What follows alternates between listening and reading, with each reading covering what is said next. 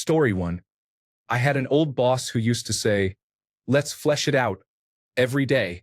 It's flesh, not flush." But my revenge was never telling him. Story 2. I will give you back minutes of your day. This is often said by the meeting organizer when the meeting concludes early, as if this generous person has graciously given an invaluable gift to me. Story 3.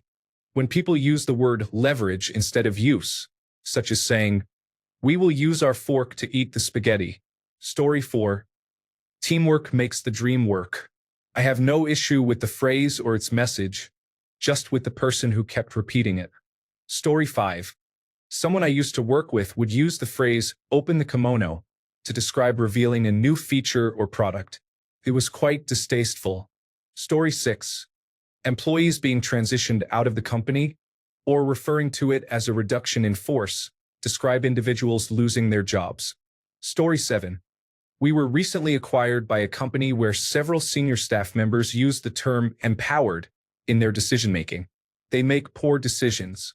Story 8. All of it, to be honest.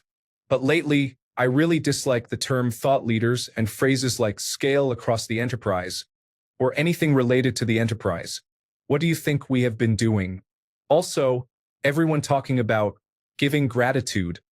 Pay me. Story 9.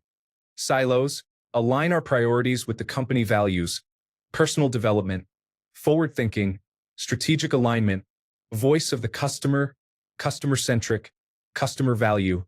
Future-proof. Story 10. All hands meeting.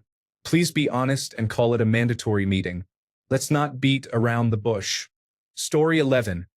I am currently with Quotefly. It operates like the crash facts in the field of subrogation. I inform people that we will not be making payments to them, but we use artificial intelligence to clarify our processes. Story 12. I don't have the capacity for that right now, usually followed by them assigning you a task they are supposed to complete. Story 13. My boss sometimes gets on a kick of sending out numerous email reminders to the team. They all start with "Hello, everyone." I tend to stop reading after that. Story 14. Using connect instead of meet or discuss implies a personal relationship that isn't really there. It is especially frustrating when it is used as a noun, for example, "I'll set up a weekly connect." Story 15. This email is directed at one specific individual, but we don't want you to do what they just did. Story 16. When management responds with "let's circle back," it is a way of saying, "I'm avoiding this right now, and it is going to get buried in the chat."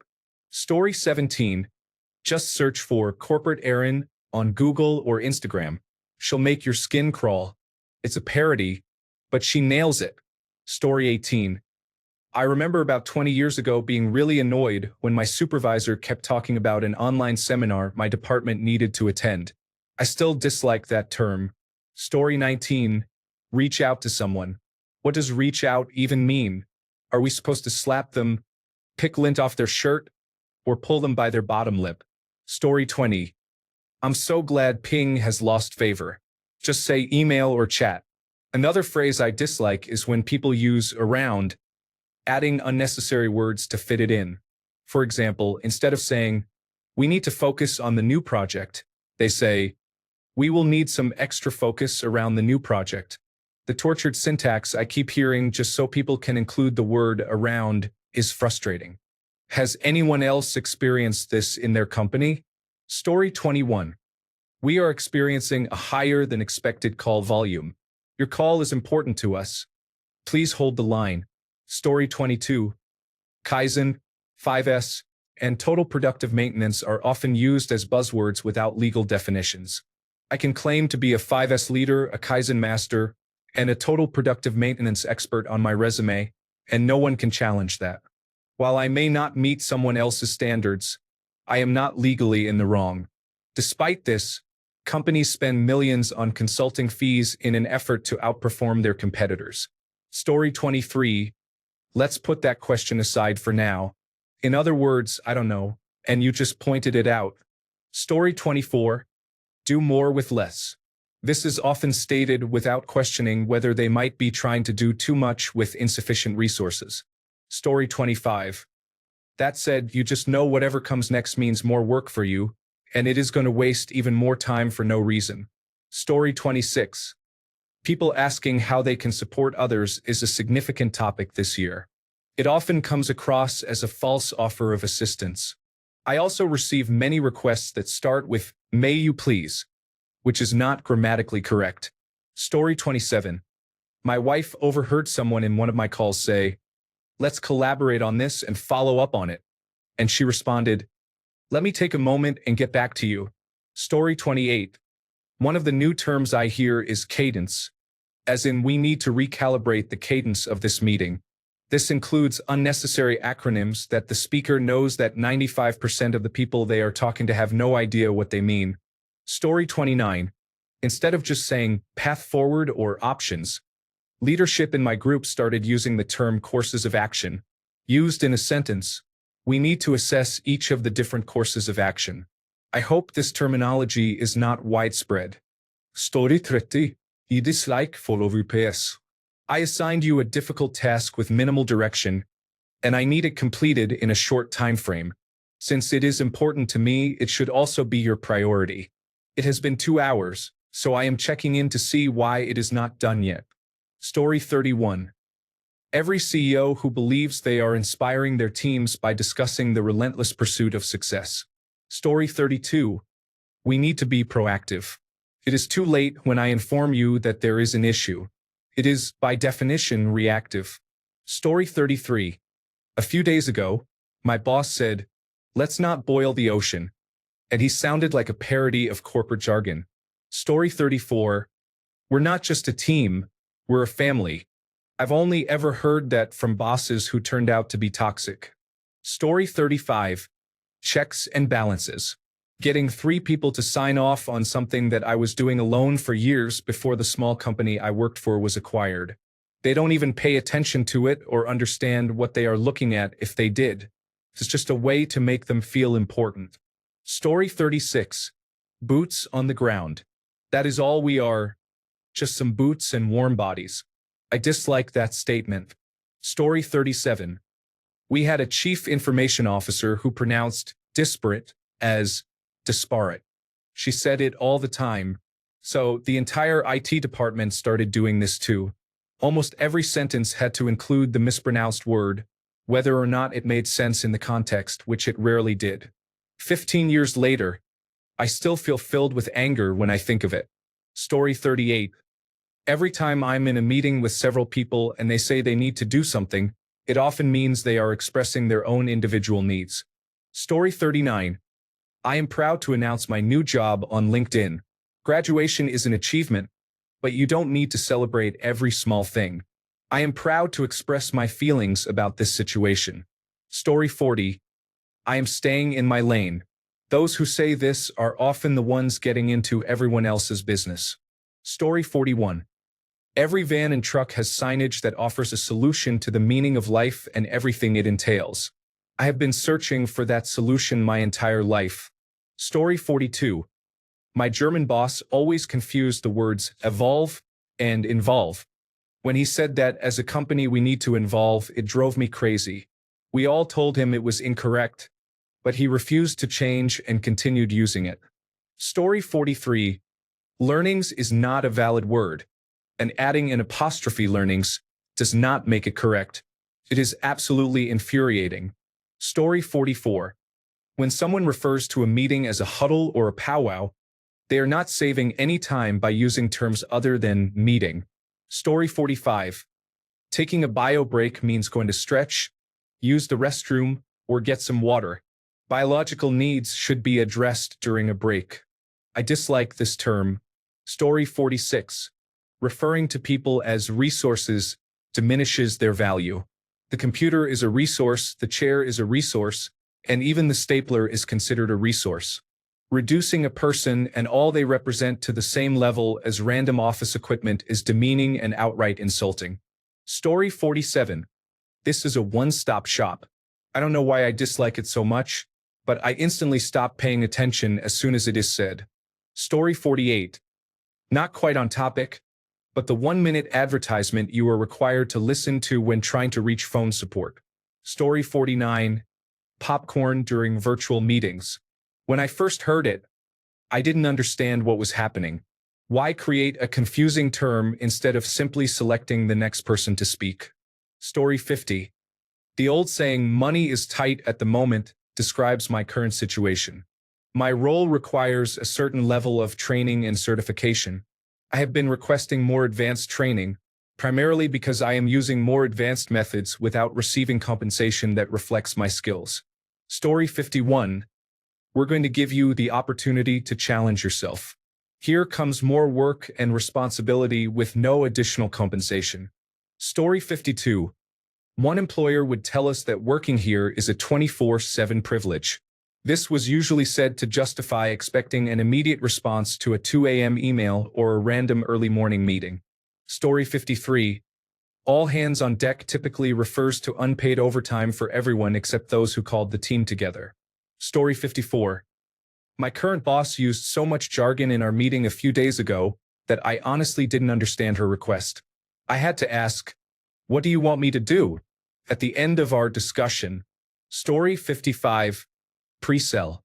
It is the bane of every salesperson's existence because management constantly discusses it. Story 56. Used as a euphemism for exploring something in greater detail. We'll discuss the topic further during the call, or I'll go into that later with the executive. Story 57. Has anyone ever worked on a project where someone asked when we need to stop working so we can send it for review? What is this, elementary school? Story 58. At the end of the day, just infuriates me beyond reason. I don't know why. A long time ago, I worked for a wonderful, very proper Irish man from Boston, and he'd always say, "We're getting caught up in our undershorts." I guess we can't say that nowadays, but it still makes me snicker. Story 59. When the chief executive officer issues a battle plan or something similar, please remain calm. We are not invading anyone. Story 60. It's not just corporate, but I notice it frequently. I really dislike when people make a point and then ask for confirmation, as it feels manipulative and makes me more cautious around them. Story 61. I appreciate you. I had someone say that every time she disliked the way I did something, it gives me discomfort now. Story 62. Use real words and express your thoughts clearly. Everyone should embrace a more relaxed approach for a couple of weeks to boost productivity. Many corporate issues stem from overly complicated language. If you simply tell Karen to focus on her own work for once, you can complete your tasks efficiently. By managing your schedule effectively, you can finish your work on time and possibly assist someone else later or get ahead in your own projects. Since this approach is acceptable, neither you nor Karen will have to spend unnecessary time discussing issues with human resources due to misunderstandings.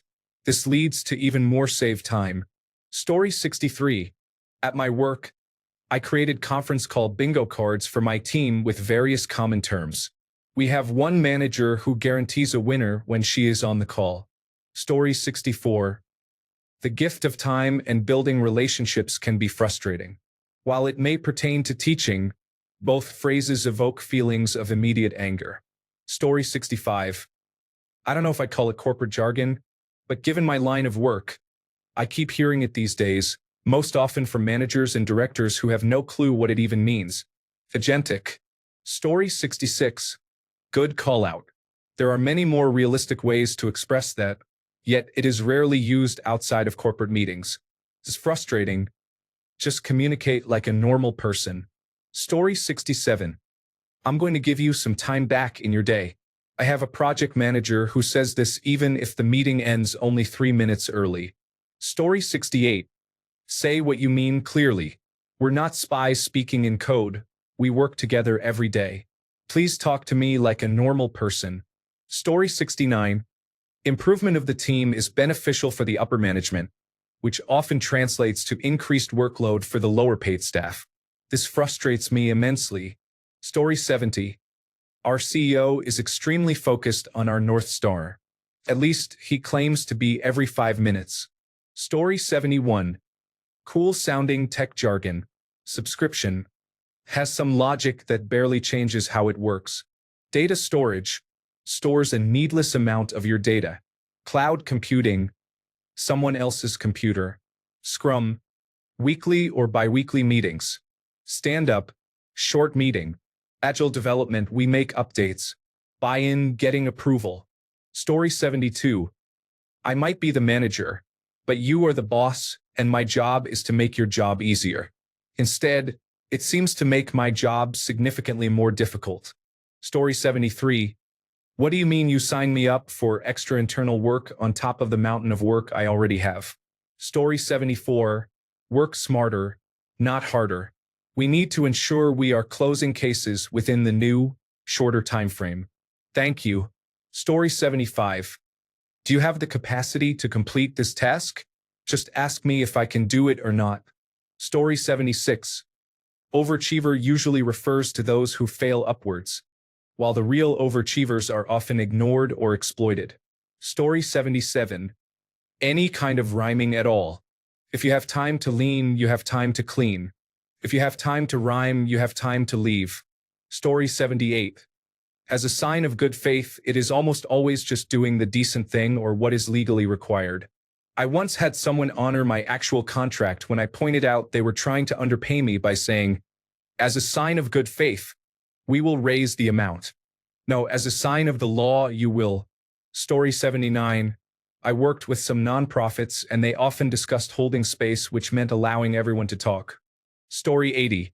I work in local government, and we recently received an email asking if we would be willing to cancel our annual employee appreciation barbecue so that the commissioners could redirect $6,000 to a budget shortfall. I voted no. I wanted the barbecue, as it offers a couple of hours away from the office. The barbecue has been officially canceled. Story 81. Please do not contact me again. If you want to obtain anything, you will need to catch me first. You will have to keep reaching.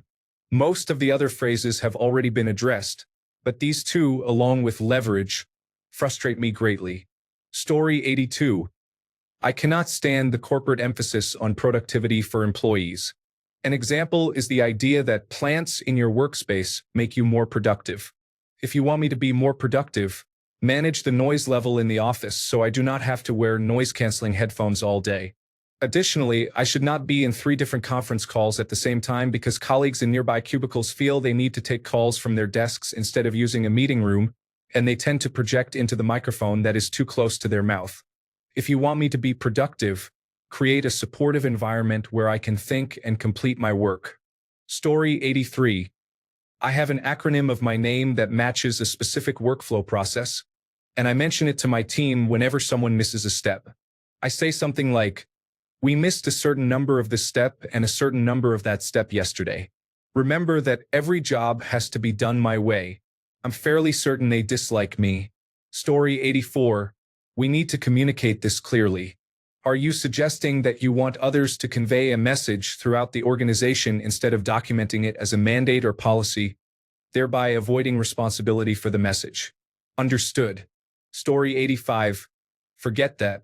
Just use real human words and have a conversation with me. We do not need to connect. We need to be clear about who's on what page, why, and how. Story 86. From a strategic perspective, we need to focus on conversions. Story 87. We are like a family here. If you weren't giving me money, you would never see me again. Story 88. We are like a family. No, you are not. My family is like a family. You are like a job, and that is the way it is supposed to be. Story 89.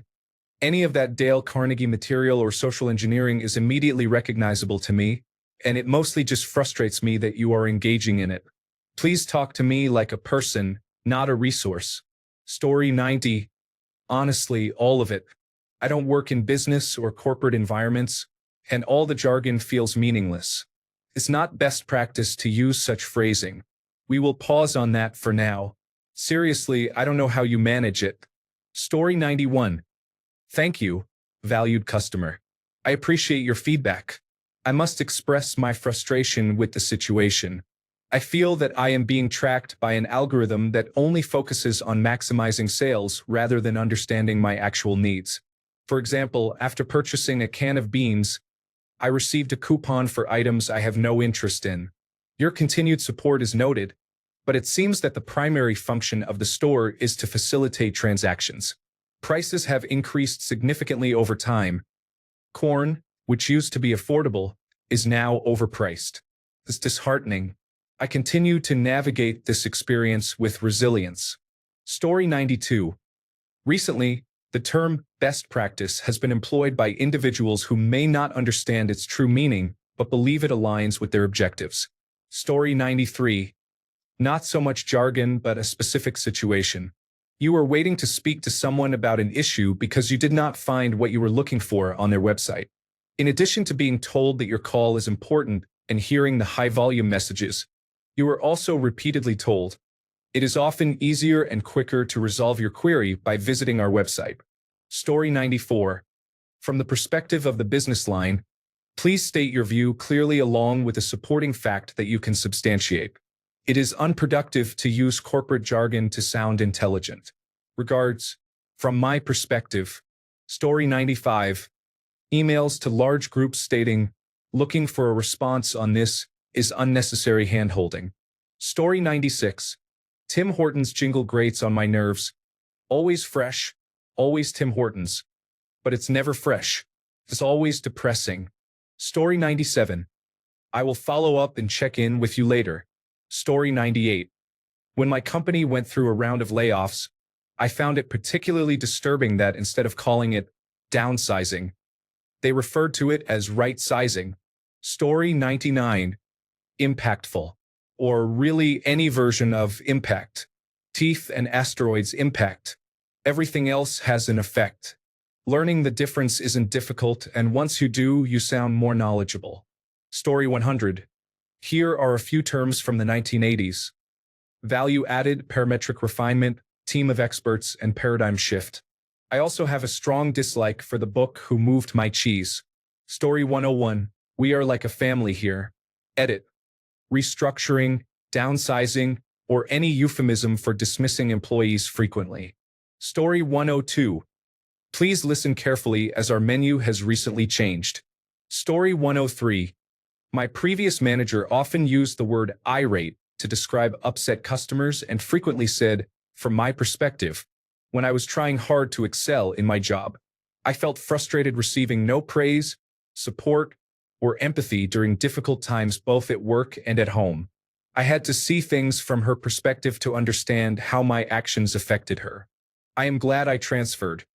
She lost me and several team members since then. Story 104. I will review and respond. Revert means to return to a previous state, which is not what you intend to convey. This is particularly important in the legal field, where the meaning of words is crucial. Story 105. Reaching out is a term I will never understand when used for calling someone else. It feels like we are depriving people in need of truly connecting with someone. Story 106. Navigating significant internal challenges, disruptions in the industry, and difficult measures to realize true potential have led to further workforce reductions. It is essential to identify areas for increased efficiency, and voluntary separation is crucial for the company's comeback. Translation. We made mistakes, and you will have to bear the consequences. Story 107. I don't know why I find using the word connecting in contexts like, it was a great opportunity to connect with you. Honestly, I have only seen it used in corporate contexts. Now, I also use it when I do not enjoy talking to that person. Story 108. This business is like a family. Would you like to come over and hear about everything I dislike about work? I guarantee you'll have a good time. Story 109. At Target, they refer to a low-level team lead position as independent business owner, which is unusual. They also use guest instead of customer and associate instead of employee. Story 110. I used to work with someone who disliked the phrase, just thinking out loud. Every time someone used it, she would say, that's called talking. Story 111. Can we set that aside? We'll revisit that later. Any military terms that someone might use, like, I would have joined, but I would have challenged the drill instructors if they yelled at me, are not appropriate.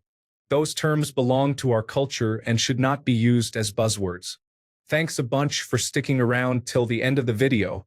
Remember to subscribe, and until next time, stay awesome and goodbye.